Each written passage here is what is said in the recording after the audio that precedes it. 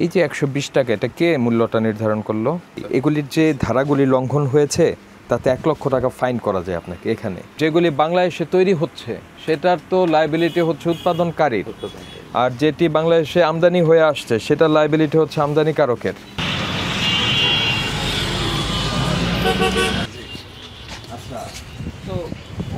Miss branded বা আপনার বাংলাদেশে নিবন্ধনবিহীন ঔষধ বিক্রি করা যাবে না, এমন কোনো ঔষধ কি আছে? না স্যার, ইনশাআল্লাহ এগুলো আমরা রাখিনি স্যার। এখানে কোনো ড্রয়ার আছে আপনার? না স্যার। আচ্ছা, আমরা ওই জায়গাটা একটু দেখি না। ধার্যকৃত মূল্যের বেশি মূল্যে কি ঔষধ বিক্রি করেন? মানে মোড়কে যেটা বলা আছে এটার বাইরে কিন্তু বিক্রি করা যাবে না। হ্যাঁ, নিচে ওইটা কি, ওই যে আপনার একটা পলিথিনের মধ্যে রেখে দিয়েছেন,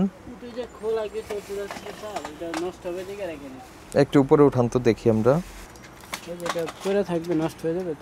একটু দেখেন এটার মেয়াদটা কবে আমাকে একটু বলেন। 2026 মানে 26 এপ্রিল পর্যন্ত সময় আছে, তাই না? আচ্ছা ধরেন এই যে এটা এরকম কাটা কেন? এটা স্যার ওই যে এমনের সময় একটু খুচরা নেয় তো তখন হয়তো 1.5 কাটা পড়তে পারে। মেয়াদ চেক করেন কবে কবে? আমরা রেগুলারই রেট নোট রাখি। এটা কি হয়েছে, এটা এরকম কেন একটু খোলেন তো। 2027 বাংলাদেশে নিবন্ধন নাই এমন কোনো ঔষধ তো আপনারা রাখেননি, তাই না? আর এই পেছনের ইয়েটা কি, ওইটা কি আপনাদেরই? জি স্যার। এটা কি একই প্রতিষ্ঠান? হ্যাঁ, জার্মানির প্রোডাক্ট আছে, লেগেস প্রোডাক্ট আছে। ওইটা কি দেখি তো, ওই যে ওই এটা বের করেন তো, এই যে এগুলি সবুজ রঙের, এই যে নিচের, হ্যাঁ এগুলি। এইটা একটু বলেন তো ভাই, এটা কেন রেখেছেন? এই জিনিসটা একটু দেখি তো, এই যে স্কিন শাইন, ডান পাশে আপনি বামে খুঁজছেন, হ্যাঁ নিচেরটা, এগুলি সব কটা বের করে নিয়ে আসেন। যেগুলো হলো সব দেবেন। আপনার এটা তো ওইটার অংশ না, এটা তো অন্য অংশ, তাই না? ওটার সঙ্গে। জি স্যার। এই যে দেখেন, এই জিনিসটা কি আমাদের বিক্রি করতে, মানে এটা রাখার কথা বলেন তো? এখানে বাইরে রাখেন, বাইরে রাখেন। এই যে 120 টাকা, এটা কে মূল্যটা নির্ধারণ করলো? বোরোলিন স্যার। না, বোরোলিন হোক, কিন্তু এই মূল্যটা নির্ধারণ করলো কে? এখন মুশকিলটা হয়েছে কি, যে এটা হলো মানে বৈধ কোনো পন্থায় আমাদের দেশে আসেনি, আর এইগুলি বাজার থেকে নিয়ে বিএসটিআই চেক করেছিল, তাতে করে এখানে হাইড্রোকুইননের যে ইয়েটা বলেছে তারা, এটি ঠিক নয়। বুঝতে পেরেছেন? এখানে অনেক বেশি আছে, প্রায় 2700 গুণ বেশি আছে। তো স্যার এটা হয়তো আমাদের নলেজে নাই। না, আপনার নলেজে একটা, ওই জন্যই আপনার নলেজে থাকাটা জরুরি না। আপনার নলেজে যেটা থাকা জরুরি সেই জিনিসটা হচ্ছে যে এটা বিদেশি প্রোডাক্ট, এটা একজন বৈধ আমদানিকারক লাগবে। আমদানিকারকের মাধ্যমে যেটা আসবে আপনি রাখবেন, নো প্রবলেম। জি স্যার। তখন আপনাকে আমরা কোনো প্রশ্নই জিজ্ঞাসা করব না, আমরা সরাসরি চলে যাব তার কাছে।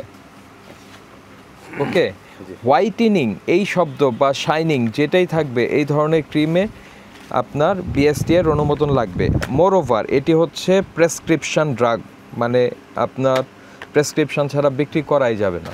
এটা পরিষ্কার লাল করে কশনারি দেওয়া আছে, ডিক্লারেশন দেওয়া আছে, তার মানে এটা প্রেসক্রিপশন হতে হবে। আর যেহেতু এটা আমাদের দেশি প্রোডাক্ট না, এটা প্রেসক্রিপশন হওয়ার কোনো কারণই নাই। আপনারা এটা সচরাচর সাধারণ মানুষকে বিক্রি করে দিচ্ছেন, তাও কোথা থেকে? একটি মুদি দোকান বলবো, কসমেটিক্সের দোকান বলবো, সেখান থেকে। এটি ঠিক নয়। বুঝতে পেরেছেন? জি স্যার। প্রথম কথা হচ্ছে যে যিনি বিক্রি করবেন, মানে আপনার ইসের থেকে কি বলে, বিক্রয়ের যে স্থান, সেখান থেকে মূল্য নির্ধারণের কোনো সুযোগ নাই। মূল্য বাংলাদেশি আইন অনুযায়ী করবেন হচ্ছে যিনি উৎপাদনকারী, আর যেটি বাংলাদেশে তৈরি হবে না সেই পণ্যের ক্ষেত্রে হচ্ছে আমদানিকারক। আর উৎপাদনকারী বা আমদানিকারকের অনুমতি গ্রহণপূর্বক যিনি মোড়কজাত করবেন, যখন বাল্ক কিনে এনে যিনি মোড়কজাত করবেন অনুমতি নিয়ে, তিনিও মূল্য দিতে পারবেন, এছাড়া অন্য কেউ মূল্য দিতে পারবে না। যেমন আপনার এটা দেওয়ার কোনো সুযোগ নাই, এটা দিবে হচ্ছে আমদানিকারক। এই জিনিসগুলি রাখা আইনত দণ্ডনীয়, বুঝতে পেরেছেন? স্যার তাহলে আমি অ্যাভয়েড করব। হ্যাঁ, অ্যাভয়েড করবেন বলতে এগুলি আর রাখবেন না, স্যার জি রাখবেন না। আপনি আমাদের দেশি প্রোডাক্ট আছে, তারপর বৈধ আমদানিকারকের প্রোডাক্ট আছে, সেগুলি রাখেন, কোনো প্রবলেম নাই, ঠিক আছে? জি জি আপনি তো উৎপাদনকারী না, তো আপনি একটা প্রোডাক্টের কি উপাদান আছে না আছে সেগুলি লাইবিলিটি আপনি কেন নেবেন? না এটা আমি যেগুলি নিতে পারি না, স্যার। হ্যাঁ, যেগুলি বাংলাদেশে তৈরি হচ্ছে সেটার তো লাইবিলিটি হচ্ছে উৎপাদনকারীর, আর যেটি বাংলাদেশে আমদানি হয়ে আসছে সেটার লাইবিলিটি হচ্ছে আমদানিকারকের। আমরা আপনাকে আজকে সতর্কতামূলক 20,000 টাকা ফাইন করছি। ভবিষ্যতে এই জিনিসগুলি রাখবেন না, রেগুলি ডিসপ্লেতে থাকবে না, এখনই প্যাকেট করে যেখান থেকে এনেছেন সেখানে নিয়ে যাবেন। আর এটা এখন আমাকে তথ্য দিবেন কোথা থেকে কিনেছেন। এগুলো তো স্যার আমরা গুলশান থেকে আনি। কোন প্রতিষ্ঠান থেকে এনেছেন? গুলশানে তো স্যার অনেক দোকান এক এক ভাই এই যে এটা হয় কি যে আপনারা জেনারেলাইজ করে ফেলেন, তখন এটাকে করা যায় না। আচ্ছা, এটা কি দেখেন তো, ওই যে ফেদার ব্লেড, একটু নিচে, হ্যাঁ এটা, হ্যাঁ এগুলি কি আসে নাকি এখন? খুব রেয়ার স্যার, মাঝে মধ্যে কম পাওয়া যায়। তো যাই হোক, আপনাকে ছোট ফাইন করা হয়েছে, আমরা আশা করব এটাই আপনার শেষ জরিমানা হবে। আপনি দয়া করে এই যেগুলি বৈধ আমদানিকারক রয়েছে সেই বৈধ আমদানিকারকের প্রোডাক্ট রাখবেন, আর নিজে কোনো মূল্য দেওয়ার চেষ্টা করবেন না। পাশাপাশি আমাদের দেশি যে প্রোডাক্টগুলি আছে সেগুলি রাখার চেষ্টা করবেন, ঠিক আছে? জরিমানা পরিশোধ করে দেন। এগুলি আমরা সিজ করলাম না, কিন্তু এগুলি আপনার ডিসপ্লেতে থাকবে না। ডিসপ্লেতে থাকলে ফাইন হবে ভাই। স্যার, আমি আবারও কথা আপনার সঙ্গে যেহেতু বলা যাবে না, তারপরে একটু অনুরোধ করতেছি, আপনি আমাদের একদম খুব নিউ দোকানটা, আমি চেষ্টা করতেছি, আপনি আসছেন সাবধান করে গেছেন, অবশ্যই আমি গেলাম। আচ্ছা, আমি এখন বলি, এগুলির যে ধারাগুলি লঙ্ঘন হয়েছে তাতে 1 লক্ষ টাকা ফাইন করা যায় আপনাকে। এখানে আমরা সেটি করিনি, কিন্তু না না স্যার, আমি আমরা আপনাকে সতর্ক করলাম। যে কোনো ভুলের জন্য আমি ক্ষমা দৃষ্টিতে আপনার কাছে ভুল স্বীকার করতেছি। হয়তো আমি ছোট ফাইন করেছি, জরিমানাটা করে দেন। অল্প দিনের প্রতিষ্ঠান তো স্যার, অল্প দিনের প্রতিষ্ঠান, এটা ছাড় দেন স্যার। না এটা ছাড় দেওয়ার আসলে সুযোগ নাই। যেটা ডিক্লেয়ার হয়েছে দয়া করে ওটা নিয়ে কথা বলা যাবে না। হ্যাঁ, আমরা যেটা করতে পারি সেটা হচ্ছে যে এগুলি আপনাকে ফেরত দেওয়ার সুযোগটা দিতে পারি, কিন্তু ফেরত দিতে হবে। ডিসপ্লেতে থাকলে আবার যে টিমই আসবে সে এটাকে ফাইন করবে। জি স্যার, ওকে, ক্লোজ করেন। কিন্তু ওই জায়গাটায় আপনাদের কিছু কাজের প্রয়োজন রয়েছে, এগুলো আমি সংশোধন করে নেব স্যার। কিন্তু আপনার দায়িত্ব হচ্ছে মেয়াদের অংশটুকু নিজের কাছে রেখে দেওয়া। হ্যাঁ, যেটাই হোক, মেয়াদের অংশটুকু আপনার কাছে থাকবে। কেন? আপনাকে জবাবদিহি করতে হবে এটার জন্য। আবার দেখা গেল যে 5টা কিনে নিয়ে গেছে, 5টা ঔষধ কিনে নিয়ে গেছে, আবার 2টা ফেরত দিয়ে গেল, ওইটা কিন্তু রাখা যাবে না, ওইটা আমরা অ্যাভয়েড করি বেশি। ওইটা রাখা যাবে না। হ্যাঁ, যদি জোর করে তাহলে দরকার হলে আমাদের রেফারেন্স দিয়েন যে এই ঔষধের জন্য আমার ফাইন হবে। এটা কেন বলছি? কারণ সে কখন নিয়ে গেল এত লোকের হিসাব তো আপনি রাখতে পারছেন না।